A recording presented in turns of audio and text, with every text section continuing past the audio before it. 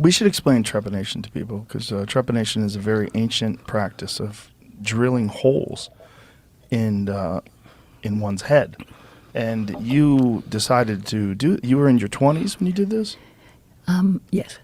And what influenced you to do that? Like, what was the motivation?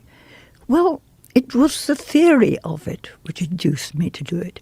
And in a way, I prefer not talking too much about it, not because I'm not in favour of researching it, but because I haven't done the research. So I can't say, look, this has been proven by science, which until then people didn't believe psychedelics worked. They would say that's placebo, fancy. Only that when you show in science, then it works. But anyway, the hypothesis is that when we are born, as we all know, there's the fontanelle, which are holes, which close soon. And you can see the pulsation in the fontanelle hole of the baby. You can see brain pulsing. And then the holes close, but the sutras, the bones, are quite flexible.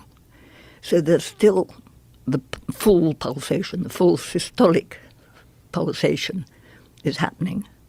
Then as you grow and the bones grow together, slowly, slowly, some of the pulsation is suppressed because it hasn't got the room to explain.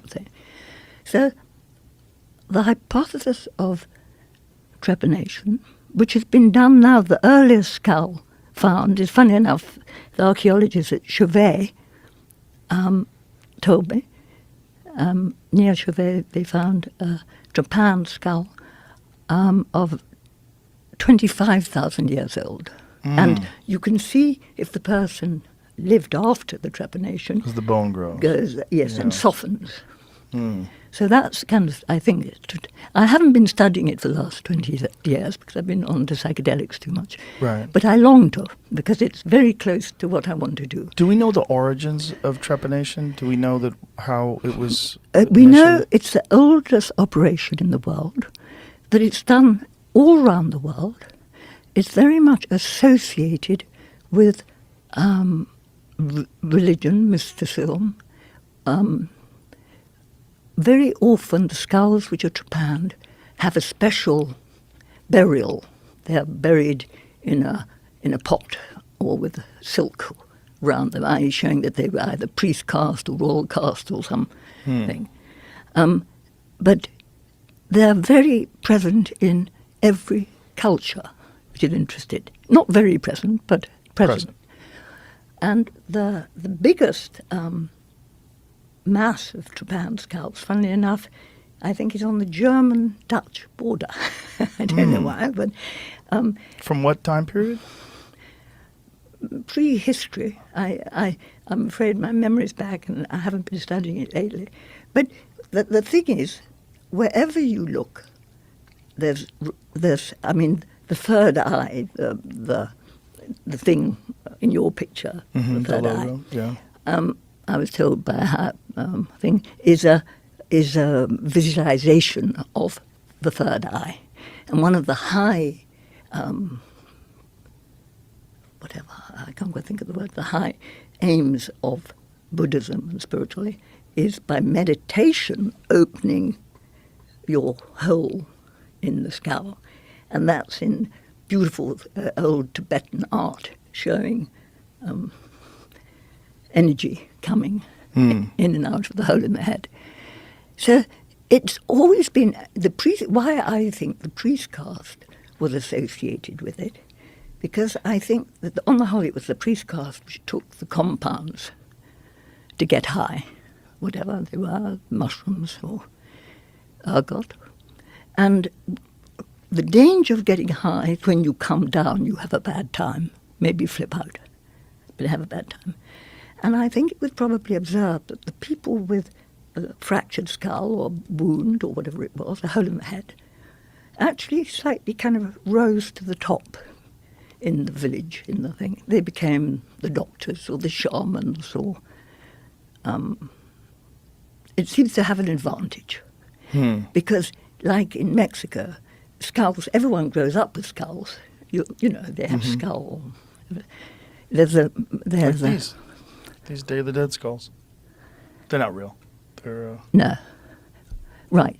Well, resin. I've seen. I mean, because I was interested in it, I've seen quite a lot of skulls. In fact, I've even got one, which is, I think I can't quite remember, 400, 700 BC. Wow. An Irish chieftain is meant to be. And it's got actually 6 holes in it. Wow. And why anyone wants to do 6 holes, I have no idea. Some of them are quite large, too. Yeah. But I think, I personally think that the change, it happens with 1 hole. All you need is for the membrane to be able to expand on the heartbeat.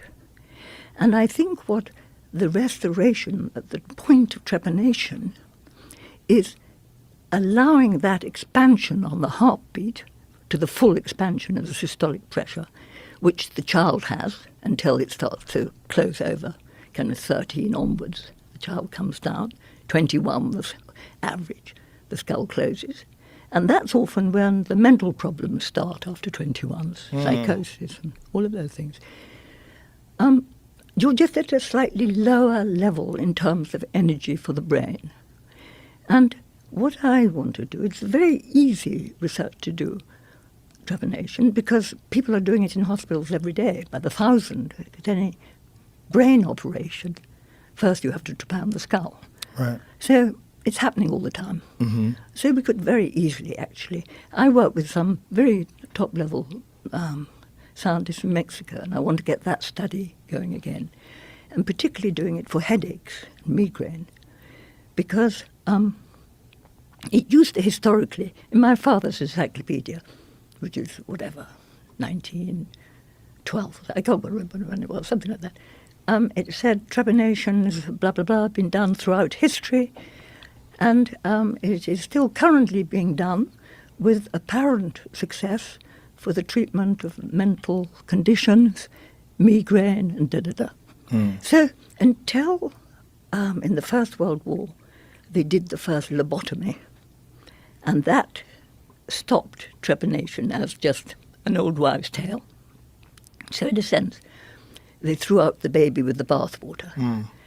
And I think that there is something, then it's quite easy to do. So I'm trying to find the possibilities, and I really want to do this research with trepanation.